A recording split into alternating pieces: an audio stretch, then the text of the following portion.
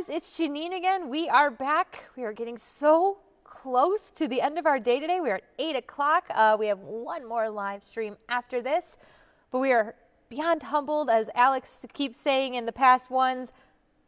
Our mind's blown. We're at $28,484 with 162 donors. So we originally, as just a fun recap, to start off the day, we had a $20,000 original goal with a $15,000 goal to meet by 6 p.m. You guys blew that away. We reached that goal at 11 a.m., which unlocked that $5,000 extra bonus, got us to 20 grand before noon. So we upped our goal to 25,000, and we've beaten that. So thank you, thank you, thank you. Let's read off some of these past donors. We have Joseph Pisteris, Sean McGinnis, Grace Holtz, Mark Gribble, Patricia Steffens, Andy Small, Tony and Donna Exidis, Sean O'Neill, right yonder, and Steve Jones. So thank you guys. We have still been humbled by all the donations that are coming in over each hour. And we do have, let's see if they updated their website. Not yet. We're getting so close. Guys, first of all, $920,000 raised. And that's without the bonus pool. So really, really exciting, because with a bonus pool of over $133,000, we're over $1 million, which is bananas. Last year, what was the total amount? 700 something? 700 something thousand. It's a really accurate number. Don't punish me, Ben.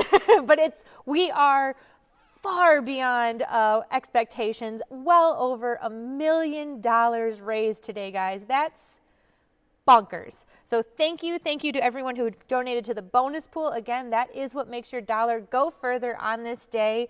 Every dollar is proportionally matched via that bonus pool. So that $28,000, we're not done. We still have until midnight tonight to get your donations in.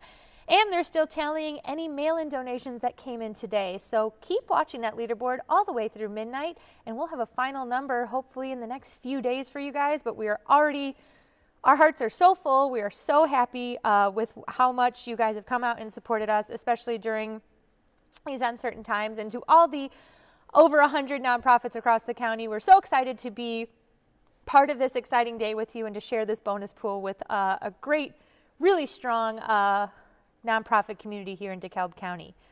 So we 751,000 last year, and we were over $1 million this year. I'm keeping refreshing the page. Look good. $1 million, guys. 7 figures. That's bananas. And over 2,200 donors. That's going to 111 organizations. It's the 7th year. I don't want to say lucky number 7, but we are so excited to how big this day has been. It's been exciting. It's been a really exciting day. You can tell our energy has been at a peak all day long. So we will move on to our final guest. We have our final guest this hour with Alex in our interview suite. She is another one of our awesome board members and a doctor at Northern Illinois University. So let's head it into the interview suite with Alex. Thanks, Janine. I'm here with our next special guest, Dr. Vernese Edghill-Walden, the Chief Diversity Officer at Northern Illinois University and one of our great board members here. Thank you so much for joining me today and taking a few moments to chat with us. Thank you, Alex. It's great to be here with you today. Yeah, so first of all, can you tell our viewers a little bit about your position at the university and what you do? Sure. So I'm the Chief Diversity Officer at Northern, and one of my main roles is to make sure that all students, faculty, and staff feel welcome and included at NIU, and that we're building an inclusive community that is mindful of equity and providing education, awareness, and action in a way that students, faculty, and staff can really grow. Yeah, and we've really appreciated having that, viewpoint and expertise on our board. Can you talk a little bit about that relationship between the campus and the Egyptian Theater and what that experience is like for students when they come to campus? Sure. So we really believe that developing a really strong relationship between the university and the community is absolutely important. It really helps us with recruitment as well as retention of all of our students. The Egyptian has really been a place that we feel that students would could come to, can come to, and to really sometimes even bring their families. We actually have seen the opportunity to really partner on programming, and especially with our visual and performing arts Yep. college. And we hope that we can continue to do more partnerships like that, being a vibrant part of the city of DeKalb, and really being a place where we can invite our community members to come and enjoy shows and different opportunities to engage. Yeah, and we talk a lot here about how the Egyptian theater is, improving the quality of life for the citizens, not just in DeKalb, but DeKalb County and the region. Um, when you talk to students, they're talking about or thinking about coming to NIU or recently coming in as new students. What are some of the things that students nowadays are looking for in the community when they make the decision to come to NIU? Sure. So I think that any student is really looking not just to have a university campus life, but they want to be able to go beyond the campus environment and really engage in entertainment and restaurants and just different places that they can socialize on and off campus. We provide a lot of opportunities on campus for students to engage, but there's nothing like being able to be able to the opportunity to just walk downtown and to go to a show and go to a restaurant and hang out with your friends and just do something different other than just the campus life that we have on campus. And I absolutely do see the location of the Egyptian as well as the shows that are offered as a way for students to really engage in that entertainment off campus. Yeah, and we see a lot of students coming to events here, whether they're coming with friends or on a date night or just coming in a big group in a class or from their residence hall. But we've also been really fortunate. We have a lot of NIU students that help us out as volunteers, interns. It's been a great relationship to be able to collaborate with. And we've always really said, it's a great opportunity for students to get involved in the community, meet people, and we've just been so impressed with the volunteers that we've had here. And I know you guys on campus have been very active in trying to get students involved in the community, whether it's through volunteering or internships. Can you talk a little bit about those opportunities and what that does for a student as they're going through their education? Sure. So one of the things that we really believe is really important for students is to have opportunities to engage in undergraduate research and artistry, opportunities that sometimes at other institutions they don't always get the chance to do. But one of the things that we're most proud of is our ability to engage students as an undergrad in opportunities that sometimes graduate students get to do. But in our case, we want undergraduates to be able to experience that. So one of the things that comes to mind for me is the work that we do with Edghill, our non-for-profit organization, Yep. where students do get to come to the Egyptian. I know that we've even had board meetings where we've had students shadow us so that they could understand what a non-for-profit does. And I think it gives students some hands-on experience, some hands-on learning, so that they're actually learning by doing. They're not just learning the theoretical piece of how to run a non-for-profit, but what does that actually look like? What do board meetings look like? The kinds of things that boards discuss. These are all things that we think are really important to the student experience and absolutely will help them with a really great opportunity to learn these things before they go out, after they leave us and graduate and go out to start their career journey. So when you've got potential students that you've met with or freshmen coming in or parents that may say, is there really anything to do in DeKalb?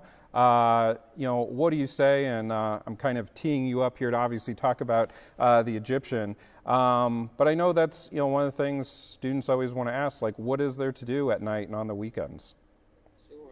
So I would say that we always are encouraging when we have orientation or parents weekend, we are always letting our students and our families know that there are shows that are happening at the Egyptian, that there are opportunities not only just to go to the show, but to maybe stop and get a bite to eat either before or after the show, so that there's opportunities for that.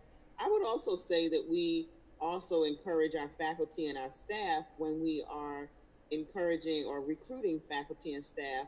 We offer this opportunity and the work and the programming that the Egyptian does. We let our recruitment, our faculty and staff recruitment information, we provide that information as well, so that it's not just students, but it's our employees that have families.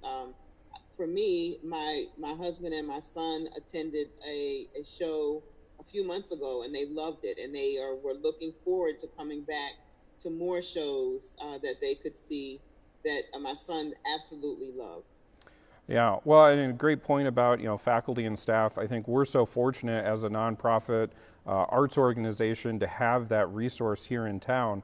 One of the things that we do aside from stage shows, we also show films here. And we've been able to partner with a lot of other nonprofit organizations, clubs, and departments on campus to host different documentaries, foreign film series, and be able to bring in some of those experts that are on campus to host after film discussions, Q&A panels.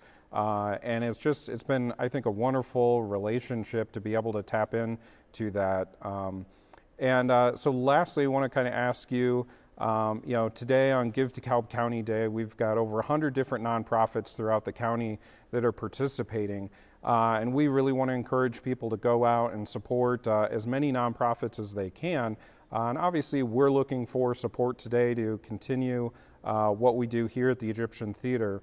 So what would you say to people why they should support an arts and culture institution like this as a nonprofit? Sure. So as someone that has supported the arts all my life and have parents that are artists, that being able to support an institution like the Egyptian is really helping to provide opportunities for community members of all ages to really be exposed to quality arts and arts education, and just being able to be a part of something like this in the DeKalb community, I think it's a jewel, and it's an opportunity for the community members to really invest in the Egyptian, so that we can continue to provide quality shows, not just for the college students, but as I said, for families, shows, movies, discussions. It is a true community center, a centerpiece in the DeKalb community that really provides quality programming that I think we should all just rally around and support, so that we can continue to offer really great programming. Well, I couldn't have said it better myself. So thank you so much. Thank you for your service on our board. And thank you for taking the time today to talk with us. Thank you. And I hope that everyone gets out and really supports the Egyptian. It's a great institution. Well, thank you. So I'm going to send it back to Janine in the studio for our update this hour.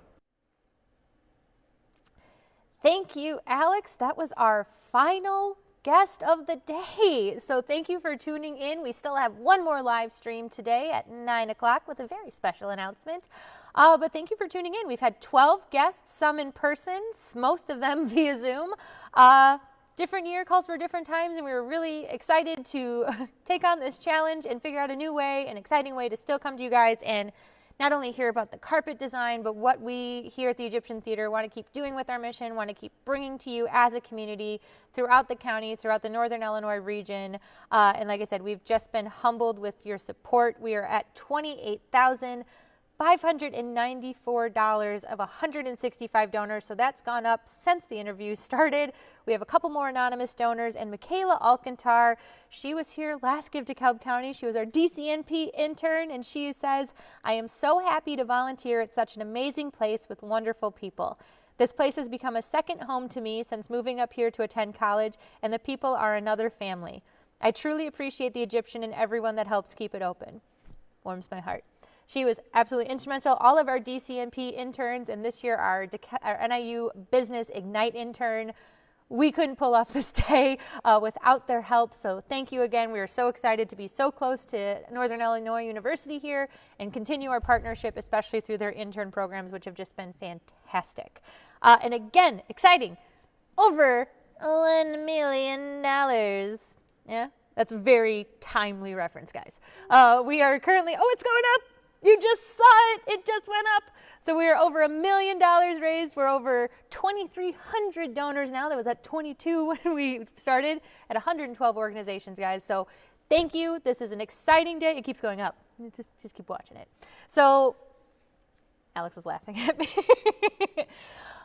But again, this day couldn't have been possible without the DCMP and the DCCF. You guys put together an awesome day that makes it so fun to participate with all of the other nonprofits across the county as we come together to raise money. As you've seen, we've had some other nonprofits like the DeKalb County History Center here, just talking about how all of us work together to raise each other up. We have such a strong knit community, and we can't wait to be back together in person because we miss all of them.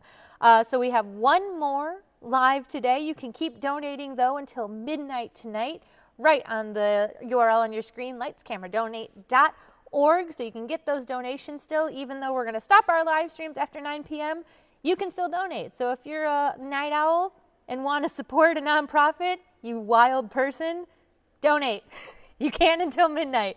But like I said, we'll be back here at 9 o'clock. We do have an exciting announcement for you. It'll just be me and Alex, and we'll see you at the top of the hour for our final live stream.